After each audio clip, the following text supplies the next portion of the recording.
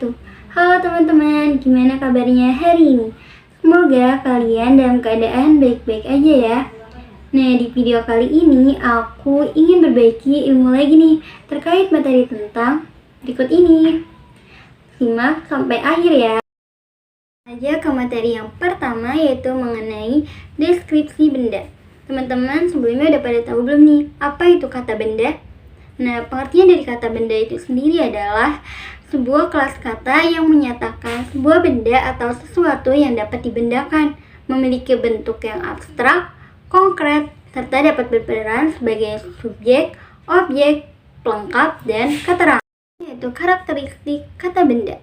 Yang pertama, cenderung menduduki fungsi subjek, objek, dan pelengkap pada kalimat yang predikatnya verba. Yang kedua, tidak dapat diingkarkan dengan kata tidak. Ketiga, dapat diikuti kata sifat dengan menggunakan kata yang. Perbedaan kata benda konkret dan kata benda abstrak. Teman-teman udah pada tahu belum nih apa itu kata konkret dan apa itu kata abstrak? Nah, kata konkret adalah kata yang menyatakan nama dari benda-benda yang dapat ditangkap oleh panca indera dan berwujud atau nyata. Sedangkan abstrak adalah kata benda yang tidak dapat dijelaskan melalui panca indera, yang tidak berwujud tetapi bisa kita rasakan. Contohnya yaitu keyakinan. Dipahami, berikut adalah contoh dari kata konkret. Adapun contoh kata benda konkret antara lain ada nama diri, nama jenis, nama zat, dan nama kumpulan. Sedangkan kata konkret dalam bentuk kalimat, contohnya yang pertama, ayah memberikan Udin sebuah mainan. Nah, kata yang menunjukkan kata konkretnya terletak pada kata ayah, Udin, dan mainan. Mengapa? Karena berwujud. Yang kedua, paman tengah memperbaiki mobil miliknya yang rusak. Nah, kata yang menunjukkan kata konkretnya terletak pada kata paman dan mobil. Karena kedua hal tersebut merupakan kalimat kata benda. Kata benda abstrak. Kata benda abstrak merupakan kata yang menjelaskan benda abstrak atau tidak dapat dirasakan oleh panca indera, serta tidak ada wujud objek fisik yang signifikan seperti keadilan, cinta, keyakinan, dan lainnya. Nah, contoh kata abstrak dalam kalimat yaitu keyakinan merupakan hak asasi setiap manusia yang tidak dapat dipaksakan. Nah, kata yang menunjukkan kata abstraknya adalah keyakinan. Mengapa? Meskipun tidak dapat dilihat, keyakinan dapat kita rasakan. Nah, keyakinan ini termasuk dalam kata abstrak. Materi yang kedua yaitu mengenai identifikasi diri. Pengertian identitas diri. Menurut Erikson, identitas diri adalah mengenal dan menghayati dirinya sebagai pribadi sendiri, serta tidak tenggelam dalam peran yang dimainkan, misalnya sebagai anak, teman, pelajar, ataupun teman sejawat. Pengertian gelar kekerabatan. Sapaan kekerabatan ialah sapaan yang berhubungan dengan pertalian darah dan pertalian perkawinan. Huruf kapital dipakai sebagai huruf pertama penunjuk hubungan kekerabatan seperti bapak, ibu, saudara, kakak, adik, dan lainnya dalam penyapaan dan pengajuan. Selanjutnya yaitu pengertian dari karakter. Menurut Pusat Bahasa Depdiknas adalah bawaan, hati, jiwa, kepribadian, budi pekerti, perilaku, personalitas, sifat, tabiat, watak. Karakter diri sendiri bercirikan individu tertentu suka bergaul dengan yang lain yang berada di lingkungan sekitarnya. Kemudian dari status sosial. Nah, status sosial adalah tempat atau posisi seseorang dalam suatu kelompok sosial, sehubungan dengan kelompok-kelompok lain di dalam kelompok yang lebih besar lagi. Kemudian pangkat akademik. Jabatan akademik dosen adalah kedudukan yang menunjukkan tugas, tanggung jawab, wewenang, dan hak seorang dosen dalam suatu satuan pendidikan tinggi yang dalam pelaksanaannya didasarkan pada keahlian tertentu serta bersifat mandiri. Materi yang ketiga yaitu mengenai kalimat sapaan. Ciri-ciri kalimat sapaan. Yang pertama berbentuk satuan atau lingual. Yang kedua digunakan jika dua orang hendak memulai pembicaraan. Yang ketiga penggunaannya memperhatikan kondisi dan situasi. Yang keempat, memiliki 3 bentuk, yaitu singkat, lengkap, atau dimix di antara keduanya, yaitu singkat dan lengkap. Yang kelima, berkaitan dengan nama sebutan atau nama panggilan yang berdasar usia, gender, dan kekerabatan. Contoh kalimat sapaan. Yang pertama, menyapa kepada orang yang lebih tua. Contohnya, Ima bertemu ibu guru. Ima menyapa dengan sopan. Selamat siang, Ibu. Nah, contoh yang kedua yaitu kalimat sapaan gelar, yaitu contohnya, Pak Dokter, bagaimana keadaan pasien di kamar 302? Sapaannya terdapat pada kata Pak Dokter. Kalimat sapaan untuk teman sebaya. Kalimat sapaan dengan teman sebaya menggunakan kalimat sapaan informal, yaitu kalimat dengan bahasa yang santai atau memanggil nama. Contoh kalimat teman sebaya yaitu, halo Yon, bagaimana kabarmu? Atau, hey Din, mau kemana? Sapaan untuk yang lebih tua. Bentuk sapaan untuk orang yang lebih tua tidaklah sama dengan pemilihan bentuk sapaan untuk orang yang lebih muda. Jika orang yang lebih tua akan disapa dengan sapaan Pak atau Ibu, contohnya yaitu, Bu, mengapa Ibu menangis? Tanya Hasan kepada ibunya. Nah, ini adalah salah satu contoh kalimat sapaan untuk yang lebih tua dengan menggunakan kata ibu. Materi yang keempat yaitu mengenai dialog, prolog, dan epilog. Yang pertama terkait dengan dialog. Pengertian dialog. Dialog menurut KBBI atau Kamus Besar Bahasa Indonesia adalah kata-kata yang diucapkan oleh pemain untuk mengungkapkan pikiran atau perasaannya tanpa ditunjukkan kepada pemain lain. Nah, dialog ini dapat dilakukan oleh 2 orang. Ketika 2 orang berbicara, itu sudah termasuk dialog ya. Contohnya, perempuan, pedagang, dan penyair sedang berbincang. Perempuan, jadi maksudmu pedagang? Kita, perempuan itu menjawab, kita ikut di dalamnya dalam mempertahankan kota tengah. Penyair pun menjawab, ya, tepat sekali, tidak ada jalan lain, setidaknya kita dapat dipercaya. Selanjutnya yaitu pengertian dan contoh dari prolog. Pengertian prolog. Prolog ialah kata pengantar yang dimaksudkan untuk memperkenalkan isi suatu karya sastra. Contohnya, bersamaan dengan suara ritmik, perlahan cahaya redup mewarnai suasana panggung. Muncul sepasang lelaki dan perempuan, mereka bertemu. Mereka berhadapan, mereka saling tatap. Lalu mereka berpelukan. Panggung pun kembali gelap. Hanya terdengar suara, Bang Abdul, janji ya. Yaitu pengertian dan contoh dari epilog. Pengertian epilog.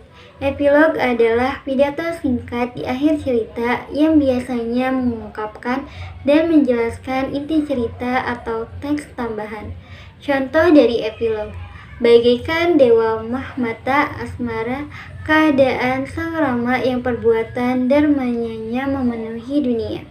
Demikianlah cerita Ramayana, semoga termasyhur harum menyusup sampai ke dalam hati. Sang pendeka bijaksana, sang sujana semakin suci setelah pikirannya membaca cerita ini. Tentu pandangannya terhadap benar dan salahnya sebagai sebab mencapai kebebasan. Pengertian berdialog dengan teman sejawat. Berdialog dengan teman sejawat adalah melakukan interaksi dengan orang-orang yang memiliki kesamaan dalam usia maupun status. Misalnya, percakapan antara Triana dan Syifa. Triana mengajak Syifa untuk satu kelompok dalam materi bahasa Indonesia. Nah, mereka melakukan dialog seperti ini. Triana bertanya kepada Syifa, Syifa, apakah kamu sudah memiliki kelompok?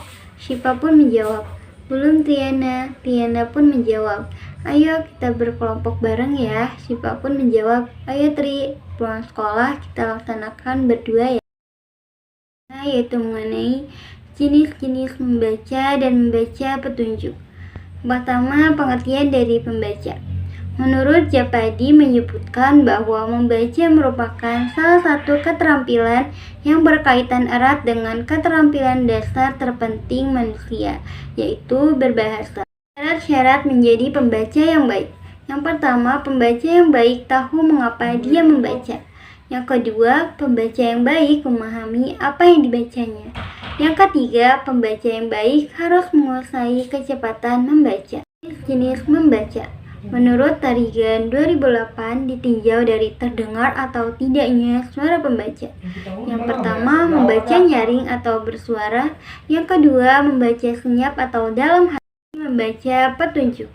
Depdiknas 2004 menjelaskan bahwa petunjuk dibagi menjadi 3, di antaranya yang pertama, petunjuk melakukan sesuatu, yang kedua, petunjuk menggunakan sesuatu, dan yang terakhir yaitu petunjuk membuat sesuatu.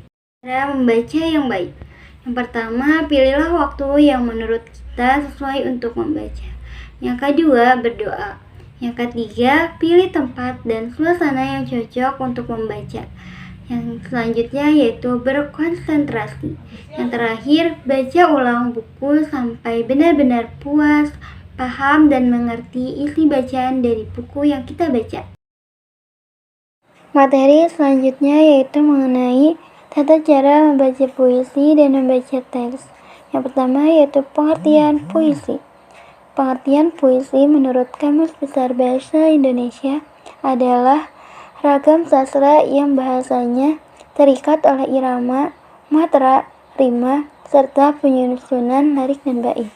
Sedangkan menurut Waluyo, karya sastra yang mengungkapkan pikiran dan perasaan penyair secara imajinatif, disusun dengan mengkonsentrasikan semua kekuatan bahasa dengan pengkonsentrasian struktur fisik dan unsur batinnya. Selanjutnya yaitu karakteristik puisi. Yang pertama, terdapat pembendaharaan kata penyair yang sangat penting untuk kekuatan ekspresi, juga menunjukkan ciri khas penyair. Yang kedua, urutan kata dalam puisi bersifat buku, artinya urutan itu tidak dapat dipindah-pindahkan tempatnya meskipun maknanya tidak berubah oleh perpindahan tempat itu. Yang ketiga, dalam memilih kata-kata, penyair mempertimbangkan daya sugesti kata-kata. Yang keempat, terdapat gaya bahasa yang membuat bahasa puisi menjadi lebih puitis. Yang kelima, terdapat tema puisi yang mengacu pada penyairnya dengan konsep-konsepnya yang terimajinasikan. Selanjutnya yaitu tata cara membaca puisi. Nah, tata cara membaca puisi ini ada berbagai macamnya yang harus diperhatikan. Yang pertama, pernapasan. Atur pernapasan sebaik mungkin. Kedua, ada penampilan. Penampilan yang baik akan membuat puisi yang kita bacakan akan menjadi lebih baik. Yang ketiga, gerak. Gerakan tubuh yang digunakan dalam puisi sangat berpengaruh. Yang keempat, vokal. Vokal suara yang ditekankan pada puisi harus jelas. Yang kelima yaitu diksi atau pemilihan katanya. Yang keenam, tempo. Tempo ini cepat atau lambat ketika kalian membacakan puisi. Selanjutnya ada dinamika, modulasi, selanjutnya juga ada intonasi. Nah, intonasi ini penekanan kata kalian ketika membaca puisi. Selanjutnya ada jeda. Nah, ketika jeda jangan terlalu lama.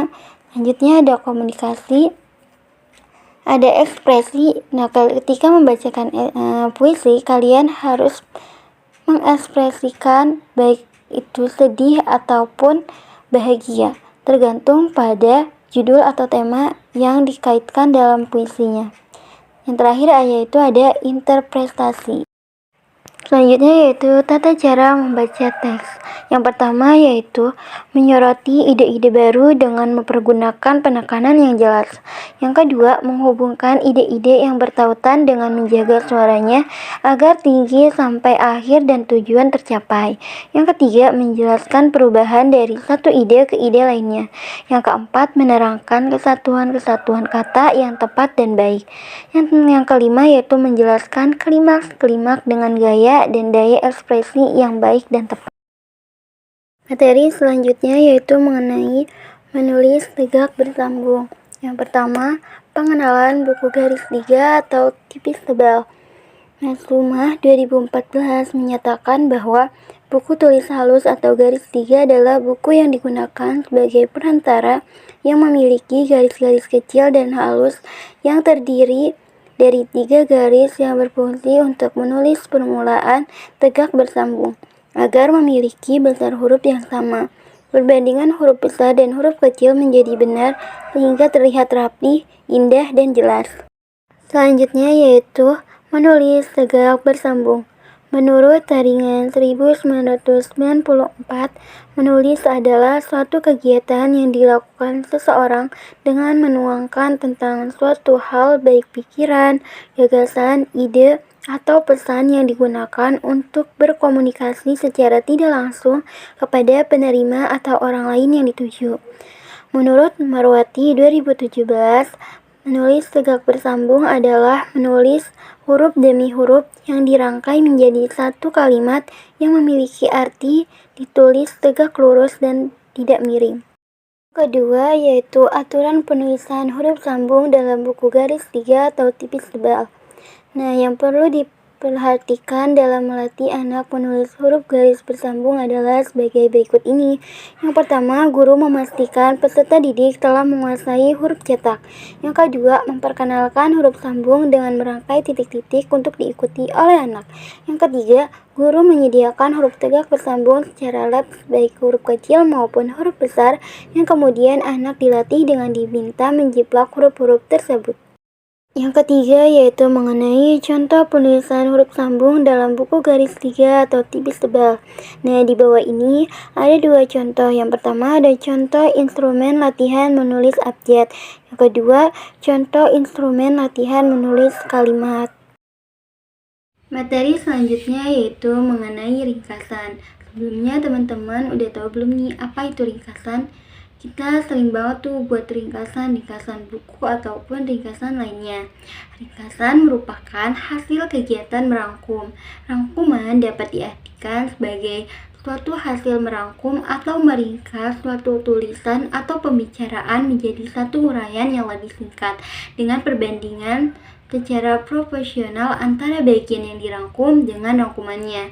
Ringkasan dapat diartikan sebagai hasil merangkai atau menyatukan pokok-pokok pembicaraan atau tulisan yang terpencar dalam bentuk pokok-pokoknya saja. Selanjutnya yaitu mengenai fungsi ringkasan. Fungsi ringkasan adalah sebagai berikut. Yang pertama, memudahkan dalam membaca gagasan utama karya tulis. Yang kedua, memudahkan dalam mengingat gagasan utama karya tulis. Yang ketiga, memudahkan dalam memahami gagasan utama karya tulis. Yang keempat, cepat dalam mengingat kembali gagasan utama karya tulis. Dan yang terakhir, melatih kreativitas membuat. Selanjutnya yaitu langkah-langkah menulis ringkasan. Menurut Kusuma 2002 mengemukakan 4 langkah menulis ringkasan, yaitu yang pertama membaca, yang kedua menyeleksi, yang ketiga menulis, dan yang keempat membandingkan. Dari selanjutnya yaitu mengenai paraprasa. Sebelumnya teman-teman udah tahu belum nih apa itu paraprasa? Menurut Aminuddin, paraprasa adalah suatu cara untuk memahami makna dalam suatu ciptaan sastra dengan jalan mengungkapkan kembali gagasan yang disampaikan pengarang dengan menggunakan kata-kata maupun kalimat yang berbeda dengan kata-kata dan kalimat yang digunakan pengarangnya, yaitu mengenai langkah-langkah membuat paraprasa. Yang pertama, membaca teks asli dan memahaminya. Yang kedua, singkirkan teks asli dan catatlah kalimat inti dan kata kunci. Yang ketiga, kembangkan kalimat inti dan kata kunci. Yang keempat, tuliskan kembali inti pikiran penulis dengan kalimat sendiri. Yang kelima, tulis sumber. Selanjutnya yaitu mengenai contoh dari paraprasa. Yang pertama yaitu bahasa Sunda adalah salah satu bahasa daerah di Indonesia. Dapat kita paraprasa menjadi bahasa Sunda merupakan salah satu bahasa daerah di Indonesia. Yang kedua, Nuni berusia 35 tahun. Rina juga berusia 35 tahun. Dapat kita paraprasa menjadi Nuni dan Rina sama-sama berusia 35 tahun. Materi berikutnya yaitu surat resmi dan surat pribadi. Definisi surat resmi. Surat resmi adalah surat yang dibuat oleh suatu organisasi atau instansi, baik organisasi atau instansi swasta maupun pemerintah. Surat resmi berisi masalah kedinasan, pemerintahan, baik yang dibuat instansi dan organisasi di dalamnya, memiliki perihal yang bersifat formal. Maka bahasa yang digunakan pun harus menggunakan bahasa Indonesia yang baku. Selanjutnya yaitu definisi surat pribadi. Surat pribadi adalah surat yang isinya menyangkut masalah pribadi yang dikirim oleh seseorang kepada anggota keluarga, teman sejawat, atau orang yang telah dikenal baik secara pribadi. Sifat dari surat pribadi adalah santai dan akrab. Oleh sebab itu, bahasa yang digunakan bisa menggunakan bahasa yang akrab dan santai, tetapi tetap sopan. Selanjutnya yaitu karakteristik surat resmi.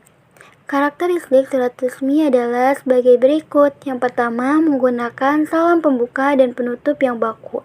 Yang kedua, menggunakan nomor surat, lampiran, dan perihal. Yang ketiga, menggunakan kop surat dan instansi atau lembaga yang bersangkutan. Yang keempat, menggunakan bahasa baku atau ragam resmi. Yang kelima, menggunakan cap atau stempel instansi atau kantor pembuat surat. Yang keenam, penulisan surat mengikuti format surat tertentu, tidak bebas. Selanjutnya yaitu karakteristik surat pribadi. Yang pertama, salam pembuka dan penutup bervariasi. Yang kedua, tidak ada nomor surat. Yang ketiga, tidak menggunakan kop surat. Yang keempat, menggunakan bahasa bebas yang sesuai keinginan dari si penulis. Yang kelima yaitu format tulisan surat bebas. Selanjutnya yaitu tata cara menulis surat resmi. Nah, tata cara menulis surat resmi sebagaimana yang sudah tercantum di dalam gambar video ini. Selanjutnya, tata cara menulis surat pribadi. Nah, tata cara menulis surat pribadi yang pertama yaitu alamat surat. Contohnya, kepada yang terhormat sahabatku Rina di Jalan Taman Sari nomor 79, Bandung. Yang kedua, tanggal pembuatan surat. Yang ketiga, salam pembuka. Yang keempat, isi surat. Yang kelima, salam penutup. Nah, contohnya sebagai berikut ini. Wassalamualaikum, sampai jumpa, dan lain sebagainya. Yang terakhir yaitu ada tanda tangan dan nama pengirim. Nah, berikut ini ada contoh dari surat resmi dan surat pribadi. Materi yang ke-11 yaitu mengenai formulir dan kwitansi. Definisi formulir. Formulir adalah lembaran kertas dengan ukuran tertentu yang di dalamnya terdapat sebuah informasi yang bersifat tetap, namun sebagian datanya lagi bersifat tidak tetap. Selanjutnya yaitu definisi kwitansi. Kwitansi adalah alat bukti penerimaan sejumlah uang dalam transaksi sebagai bukti penyerahan sejumlah uang. Sejumlah uangnya ditandatangani oleh si penerima dan kwitansinya diserahkan kepada si pembayar. Yaitu fungsi formulir dan fungsi kwitansi. Fungsi formulir yang pertama sebagai alat pemberian instruksi, alat perencanaan, alat kontrol, dan evaluasi. Yang kedua sebagai alat pembukuan kerja, sebagai keragaman atau pembukuan kerjasama. Yang ketiga sebagai pemberkasan, sebagai pengolahan data, dan sebagai pemberkasan sistem dan tempat. Selanjutnya yaitu fungsi kwitansi. Yang pertama yaitu sebagai tanda bukti pembeli, yang kedua sebagai tanda bukti penjual, dan yang ketiga sebagai alat bukti surat. Itu mengenai naskah pidato. Sebelumnya yaitu pengertian pidato. Menurut Kamus Besar Bahasa Indonesia atau KBBI, pidato diartikan sebagai pengungkapan pikiran dalam bentuk kata-kata yang ditujukan kepada orang banyak atau wacana yang disiapkan untuk diucapkan di depan banyak khalayak. Dan dari pidato yang pertama yaitu informatif. Pidato yang memiliki tujuan untuk memberikan informasi kepada sekelompok orang agar menjadi tahu akan sesuatu yang disampaikan. Yang kedua, persuasif, yaitu pidato yang memiliki tujuan memengaruhi atau membujuk orang lain agar mereka berkehendak menerima ajakan kita secara senang hati dan tanpa paksaan. Yang ketiga, rekreatif, yaitu pidato yang memiliki tujuan menyenangkan orang lain. Materi selanjutnya yaitu mengenai struktur penulisan pidato. Yang pertama yaitu ada judul, menimbulkan hasrat ingin tahu para pendengar. Yang kedua, salam pembuka. Untuk mengawali pidato biasanya salam secara agama. Yang ketiga, pendahuluan, menyampaikan pokok masalah yang akan dibahas. Yang keempat, isi pidato, membahas pokok masalah secara detail. Yang selanjutnya yaitu penutup, kesimpulan, harapan atau anjuran atas apa yang disampaikan. Yang terakhir yaitu salam penutup. Bagian akhir ini pidato berupa salam dan terima kasih. Nah, sekian video pembelajaran dari aku. Kurang lebihnya mohon maaf. Assalamualaikum warahmatullahi wabarakatuh.